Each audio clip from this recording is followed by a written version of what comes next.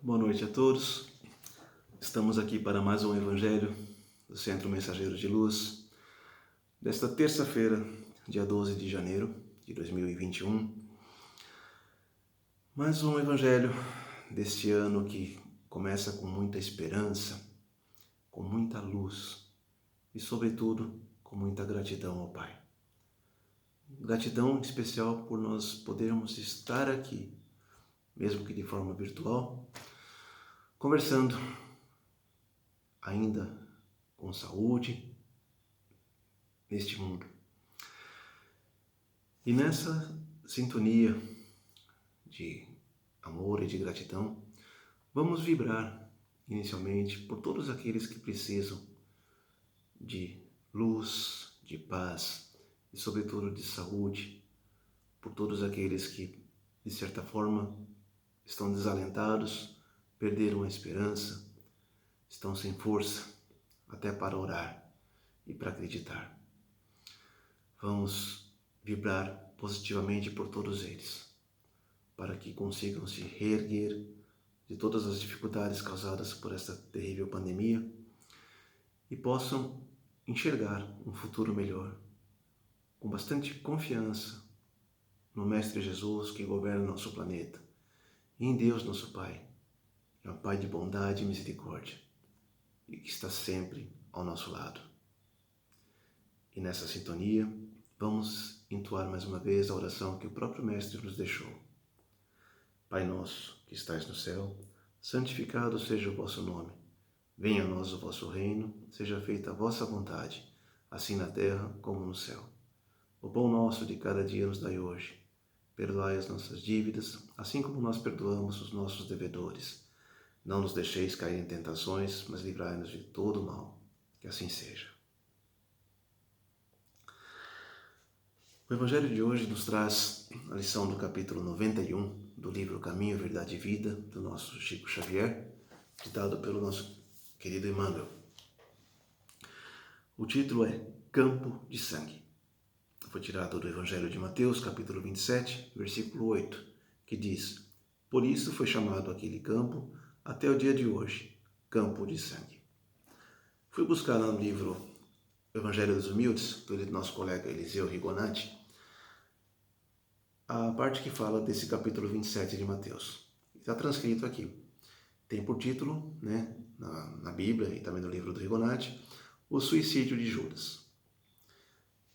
E chegada que foi a manhã, todos os príncipes dos sacerdotes e os anciãos do povo entraram em conselho contra Jesus, para o entregarem à morte. E preso o levaram, e o entregaram ao governador Pôncio Pilatos. Então Judas, que havia sido o traidor, vendo que fora condenado Jesus, tocado de arrependimento, tornou a levar as 30 moedas de prata aos príncipes dos sacerdotes e aos anciãos, dizendo: Pequei, entregando sangue inocente. Mas eles lhe responderam: A nós que se dá, viras tu lá o que fazias. E depois de lançar as moedas ao templo, retirou-se e foi pendurar-se num laço. Mas os príncipes dos sacerdotes, tomando o dinheiro, disseram: Não é lícito deitá-lo na arca das esmolas, porque é preço de sangue. Tendo, pois, deliberado em conselho sobre a matéria, compraram com ele o campo de um oleiro, para servir de cemitério aos forasteiros. Por essa razão, se ficou chamando aquele campo até o dia de hoje Aceldama, isto é, campo de sangue. Então se cumpriu o que foi anunciado pelo profeta Jeremias, que diz: E tomaram as 30 moedas de prata, preço do que foi apressado, a quem puseram em preço com os filhos de Israel. E deram-nas pelo campo de um oleiro, assim como me ordenou o Senhor. Essa citação aqui atribuída a Jeremias, na verdade, está nas páginas de Zacarias. Ela é realmente depois relatada várias vezes no livro de Jeremias.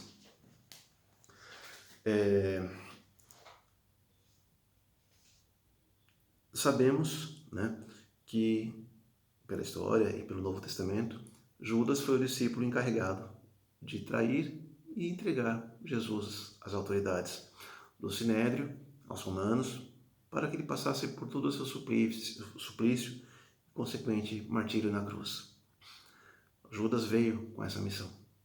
O mestre já sabia que seria ele como dito na última ceia. Ele anunciou que um dos discípulos o trairia, e ele e Judas sabiam quem seria, né? Mas antes de simplesmente condenar a Judas, vamos tentar entender o porquê. Por que ele fez isso? Judas era um dos mais inteligentes dos discípulos, daqueles 12. Ele era estudado e tinha a responsabilidade de administrar as finanças daquele grupo, né? Eles precisavam comprar mantimentos, precisavam viajar, tinha toda uma logística, e Judas era responsável por isso. E ele também se achava no direito de, como é que eu vou dizer, analisar a forma como Jesus se portava perante as autoridades, né? Perante o povo. Judas, na sua ignorância, apesar da sua inteligência mundana, ele achava que o Messias devia ser como os judeus esperavam, que viesse num grande cavalo majestoso, com armas, um exército de anjos, para restabelecer o poder de Israel, que é o que eles acreditavam. E a maioria dos discípulos também, porque eles eram de origem judia.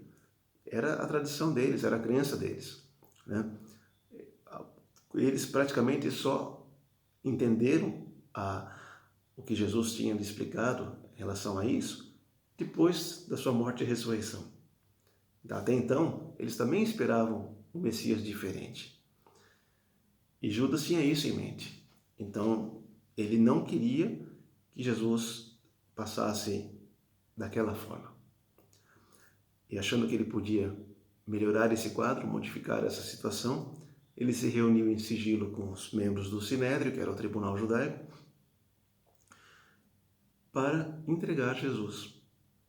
Qual que era o plano de Judas? Ele ia entregar o mestre em troca de uma nomeação de um cargo de alto oficial.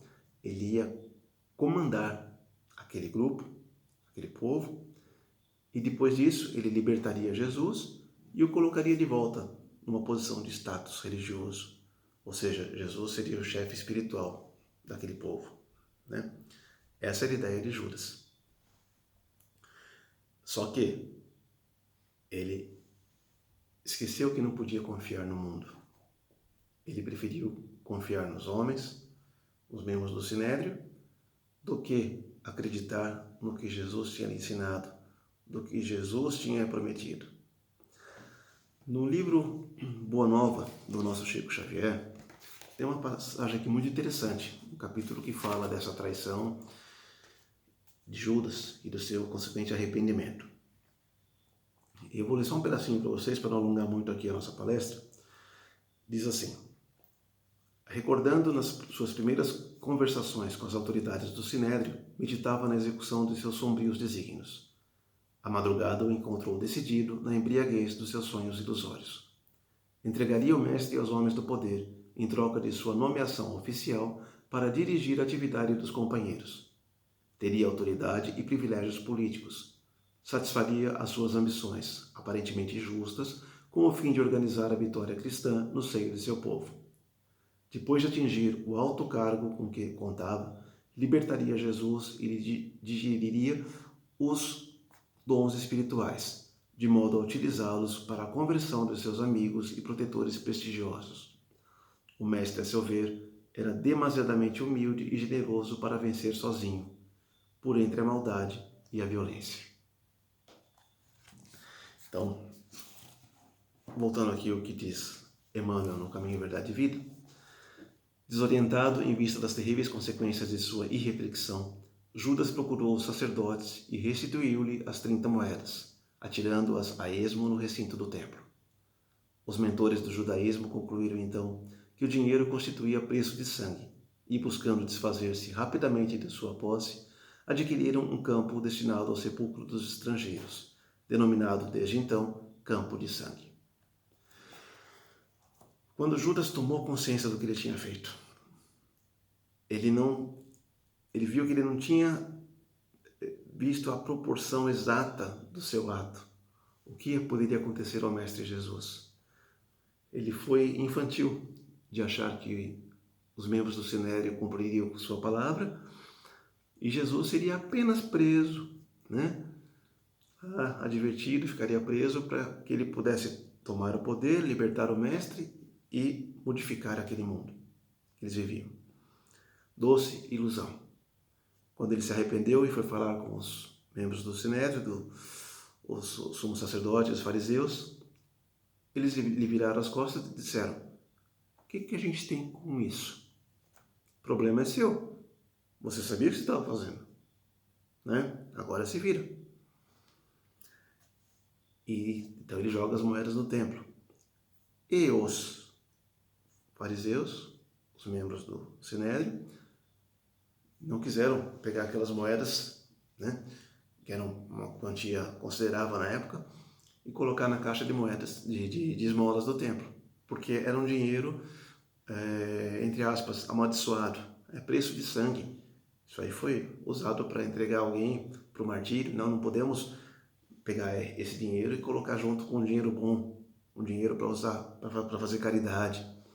Então eles, para não ficar também sem mostrar o seu lado bom, né, como eles se achavam, eles compraram um terreno de um oleiro para fazer ali um cemitério, onde seriam sepultados os estrangeiros, os gentios, que não eram do povo judeu, que não tinham o direito de serem enterrados junto dos seus. Então, eles mostraram aí um ato de extrema bondade e caridade. Lembram quando Jesus disse dos sepulcros caiados de branco e com podridão por dentro, né? Tá aí. Continuando aqui, Emmanuel.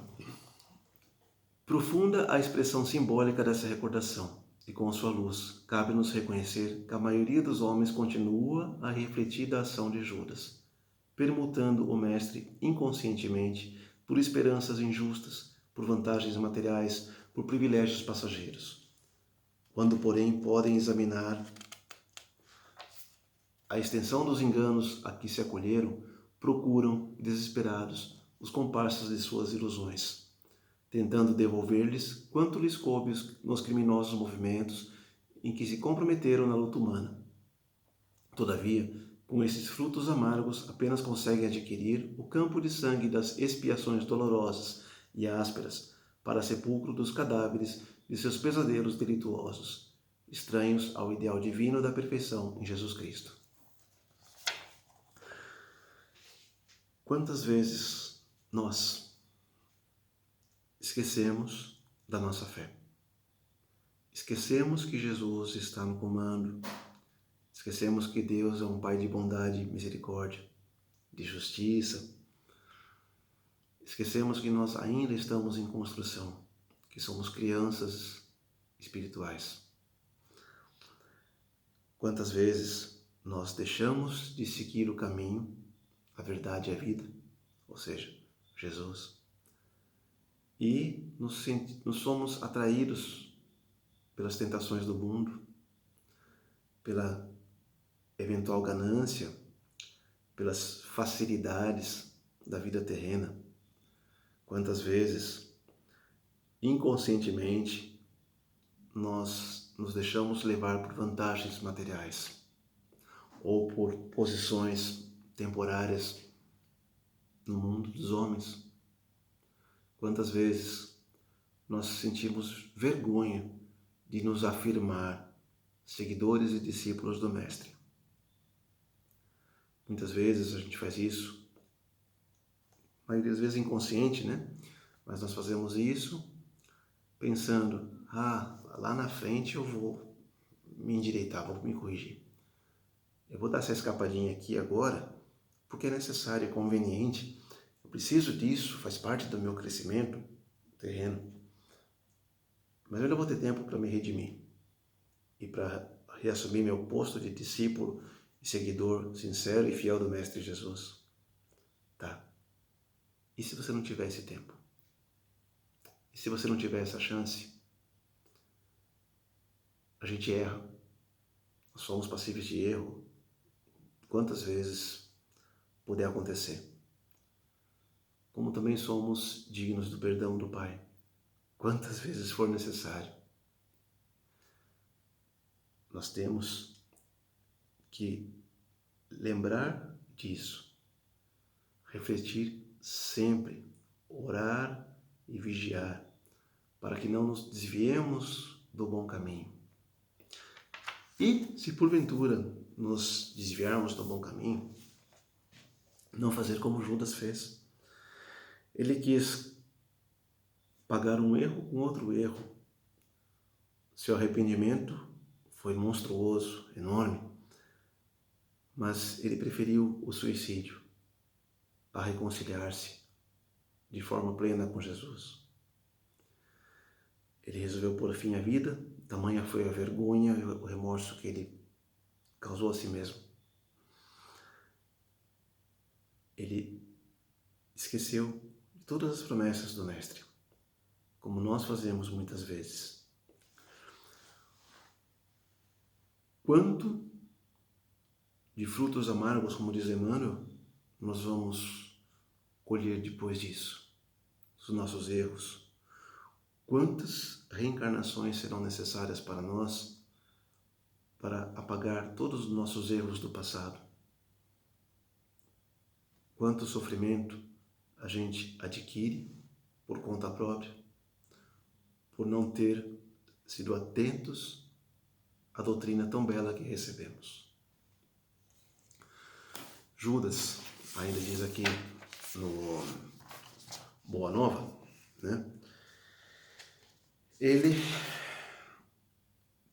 passou por muitas reencarnações até que ele pudesse ser redimido e estar com Jesus.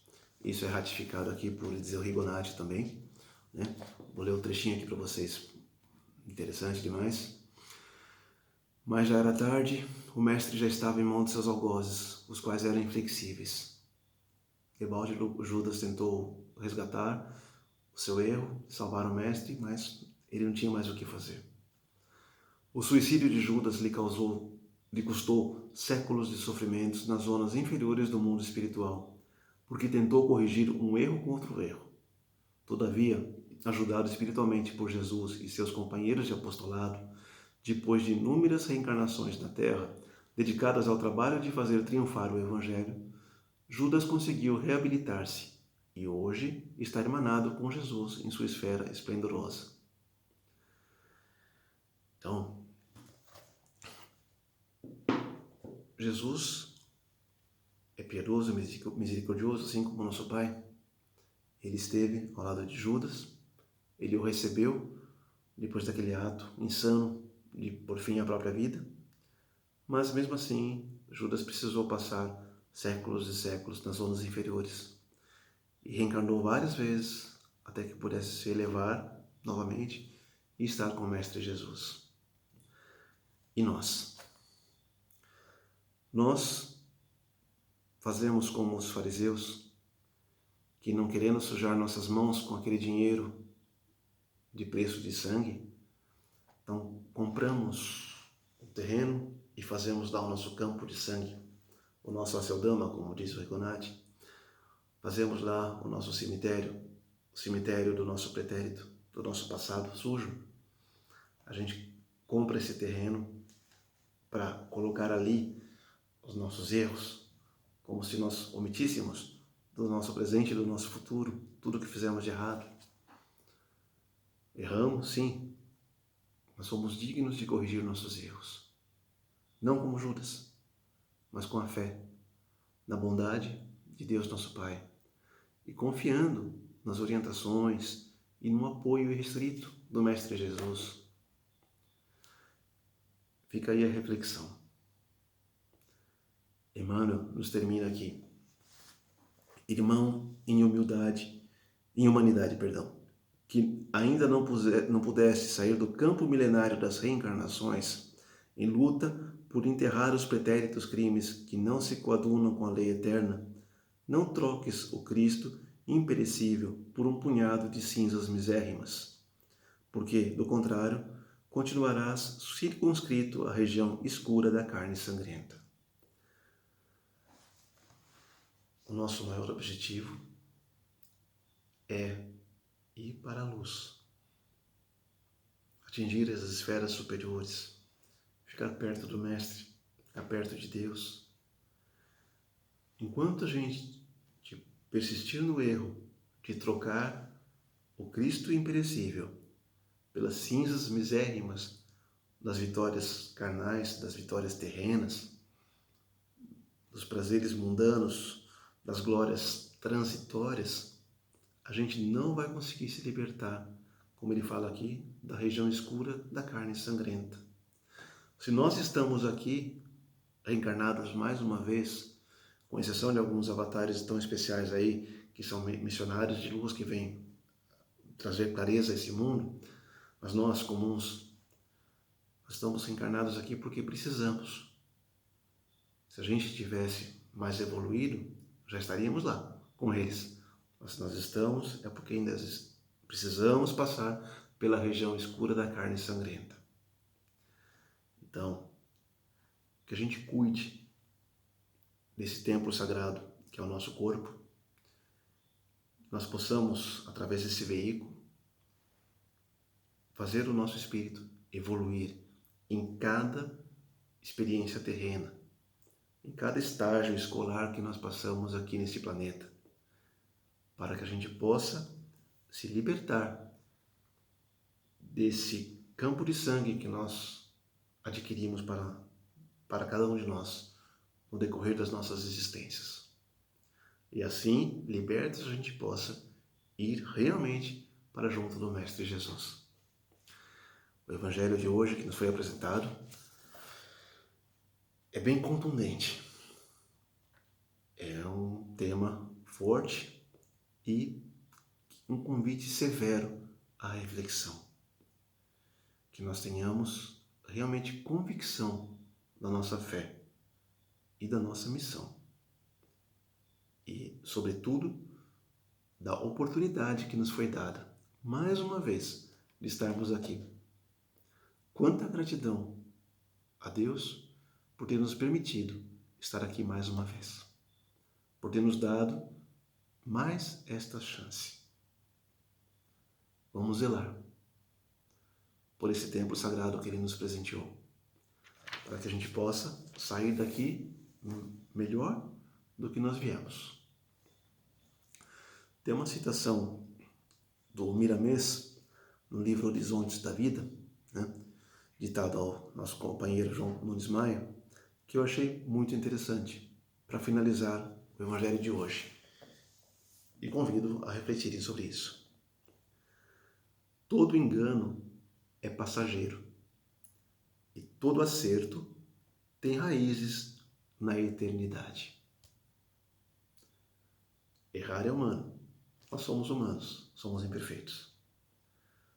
Mas cada vez que a gente acertar nas nossas existências, a gente vai estar fincando raízes na eternidade, a caminho da luz. E que assim seja. Obrigado a todos por esta parceria, por esta paciência em me ouvir.